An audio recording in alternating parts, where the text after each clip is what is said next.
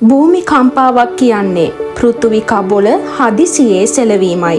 එය ප්‍රධාන වශයෙන් භූකාරක තැටි ගැටීම, ගිනි කඳු පිපිරීම, රික්ටර් මාපකය වැනි ඒවා වලින් මැන බැලීම සිදු කරනු ලබනවා. සමහර විට භූමිකම්පාවක පූර්ව කම්පනයක් සිදුවනවා. මේවා කුඩා භූමිකම්පාවල් වන අතර පසුව මෙය විශාල භූමිකම්පාවක් බවට පත්වනවා.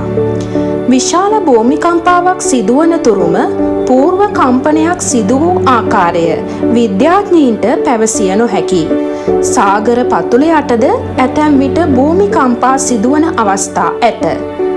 මෙම මුහුදු පතුල යට සිදුවන භූමිකම්පාවල් මගින් ඇතැම් විට සුනාමි තත්ත්වයන්ද ඇතිවිය හැකියි. භූමිකම්පා වාර්තා කරනු ලබන්නේ භූකම්පන රේඛ නැමැති උපකරණය මගින්. තවද භූමිකම්පාවක් කියන්නේ පෘථුවියේ කුට්ටි දෙකක් එකවරම එකිනෙක පසුකොට ලිස්සා ගිය විට සිදුවන්නක්. භූමිකම්පාව ආරම්භ වන පෘථුවි පෘෂ්ඨයට පහළින් ඇති ස්ථානය හඳුන්වන්නේ අර්ධ කේන්ද්‍රය නමින්. ලොව ප්‍රබලම මෙන්ම දරුණුම භූමිකම්පා සිදු වූ රටවල් ලෙස ඉන්දුනීසියාවේ සුමාත්‍රා දූපත, ඇලෙප්පෝ සිරියාව, ලිස්බන් පෘතුගාලය, ෂෙන්සී චීනය, කැන්ටෝ ජපානය වැනි රටවල් අපට හඳුන්වා දිය හැකියි. මේ වසර තුළ තවත් මෙවැනිම මිහිකත සසල කළ භූකම්පනයක් කොලොම්බියාව සහ වෙනිසියුලාව යන රටවලින් වාර්තා වුණා. ආසියානු කලාපයේ භූචලන අඩුවෙන්ම වාර්තා වුණේ ශ්‍රී ලංකාවෙන්.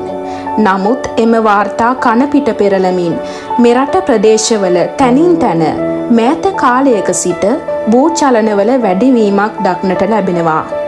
මීට හොඳම උදාහරණයක් ලෙස මහනුවර සිට කිලෝමීටර් 425ක් දුරින් පිහිටි මුහුදු පතුලේ සිදු වූ රික්ටර් ඒකක 5.2ක භූමිකම්පාව අපට හඳුන්වා දීමට පුළුවන්.